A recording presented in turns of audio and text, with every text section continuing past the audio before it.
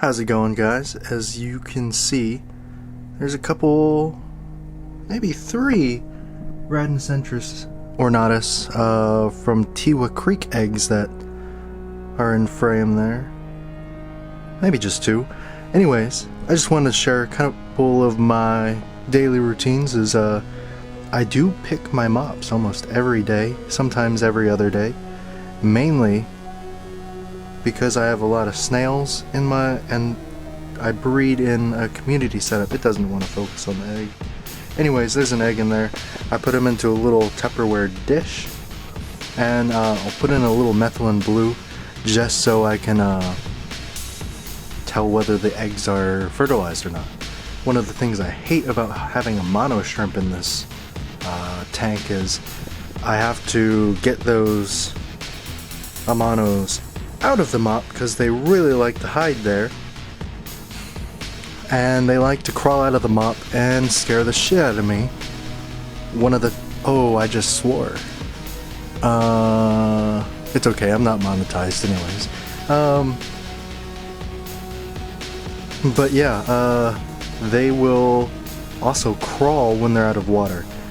One of the things I like about Neocaradinas and Caridina shrimp is when they're out of the water, they just start flopping around and whatnot. The monos will be like, alright, I can still walk. I'm going to start walking, and I'm going to walk at your hands. Scares the crap out of me, and that's why I'll probably never have any bamboo shrimp. It's another egg. Can kind of see the outline on my thumb, but Panasonic does not have the greatest autofocus. But yeah, I will continue picking them up for that. But I also wanted to show you what eyed up eggs look like. These are all Chilatharina species from Upper Tor. As you can see, there's a little bit of a blue left in there. I'm going to change some of that out. But as you see, there are some eyes in those eggs. And that's the fish developing. You'll also be able to see some eggs with like a white spot in there. I'm seeing, or like a golden spot. I tend to find out that those are infertile eggs. But anytime I see a white, it'll usually end up turning white, or if it soaks in a lot of methylene blue, it'll turn blue. I just take a little pipette and I squeegee, or why did I say squeegee? Squeeze them out of there, just so they don't fungus inside the tank. But I'll probably pick the Upper Tor eggs in a bit, because you can see that a couple of the males are real fired up right there. I'll get you some video footage, probably insert that at the back. Little update on the Tawa tank. Tawa are all doing good, which is great. I haven't culled anything yet, but the healthy fish are doing fine.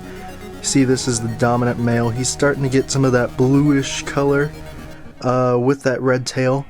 I did have to treat with fenbendazole to take care of. I had like thousands of Hydra all in this patch of substrate.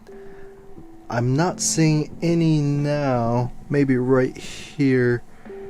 Of course it won't focus, but if you see any green specks in the substrate that isn't a plant, that's the remnants, like the body of the Hydra. None of the tentacles are out now, but it's 0.1 grams of fenbendazole per gallon of water to treat the tank. Ideally, you want to do that math with the water volume of your tank rather than the tank size, because the actual water versus the amount of material that eats up that space is a little bit different. So what I did is I put about 0.39 grams of fenbendazole in there, which worked fine, it looks like. I do spot treat the big patches that I see of the Hydra, so that's a big, one of the big things about it. But yeah, Hydra's gone. Had it in one of my fry tanks downstairs, which I will probably show you in the next, because I got a lot of mulm down there, little baby fry for some rams that I bred. But I'll show you the other tanks. I know I showed you this in the last video, but this is the tanks that I'm focusing on the most right now. I did have some Cichlids from Tababil hatch, and I mean, they're pretty much too small to show on camera, but I'll show you some of the other fry too. So these fry are starting to get big enough that you can actually see. You can see that is a luminatus. You can see the little blue eye, kind of orangey tinge to him. The other grayer ones, those are bigger Cichlids species upper tor. And I'll show you the parents in just a bit. I'm just trying to see if I can hone in on one of the bigger luminatus, but the glare is pretty bad right now. But anyways, yeah, they're all doing fine so far. Trying to get the camera to go through the watermarks, but there's one of my zebra plecos. They don't do much. I don't even know if they eat, but try to put in a lot of food, but the rainbows and the snails tend to get to the food for them. It's another zebra that likes to hang out behind the rock behind that log in the frame. We'll try to get you some of the footage of colored up upper tor males in breeding dress, but they are pretty young, so looks like that dominant male is back there. Foreheads light up yellow. These are nowhere near colored up either. They're gonna get probably more yellow throughout the body, but can get hints of like a jade green near the center, that horizontal line. And the orange comes and goes from what I'm seeing, but really stunning fish. Pleco wants to come out and say hi. Really stunning pleco. I am trying to get some L236 plecos too, but those are pretty expensive. But yeah, pretty fish.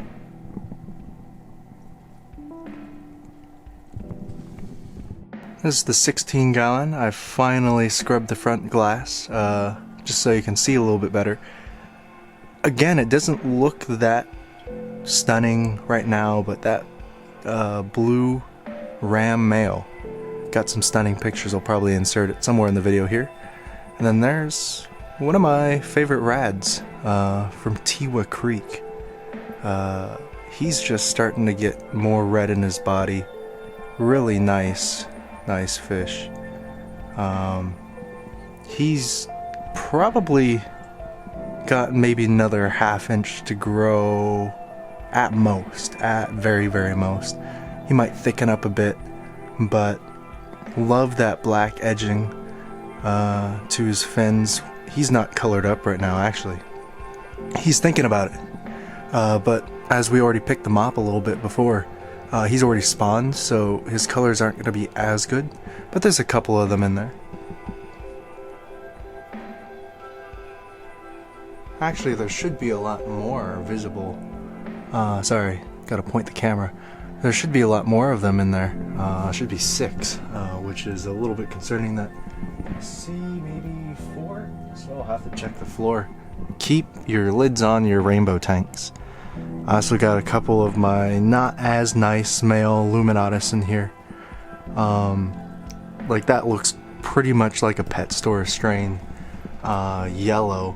The one up here, a little bit nicer, nice fin extensions. These are line bred by Gordon Young. I got them from Marcel. There's a black ram, showing him the blue ram who's boss. I think, I don't know, like I'll have to just let things play out, but I thought I had 2 female black rams. I might end up with 2 males, so when Dean brings in more black rams, I'll go snag some females. I might even try to grab a pair. But yeah, my Vienna guppy female did die. I do have fry. Unfortunately, I think all the fry that I am gonna keep are males, but at the same time, I'm not really a guppy person, so I'm not too heartbroken about it. I do really like the 24 karat gold guppies. That would probably be one, and the ribbon fin guppies are really nice too.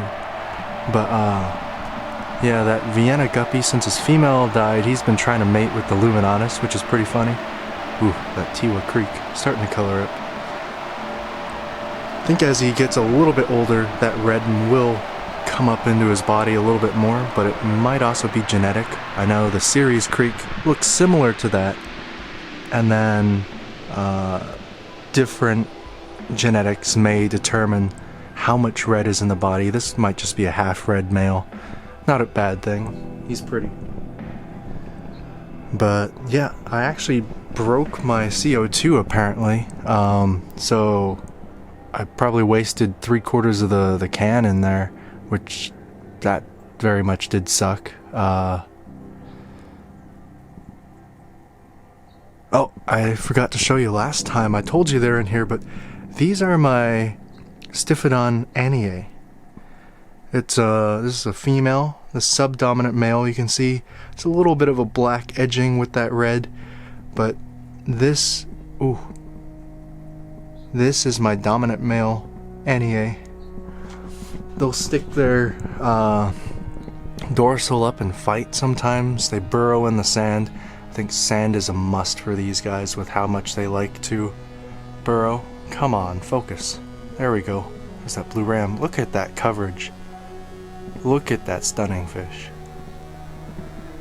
Anyways, it's kind of rare to see them all hanging out. They usually like to dig and burrow under this stone right here, and then just poke their head out, or they'll go into the dragon stone and they use that as a cave system. Really fascinating fish. One of my favorites in the tank. I just wish they didn't get picked on by the rams so much, but it's one of the only tanks that I keep hot enough just because I'm raising some fry. A little update on the fry, I guess.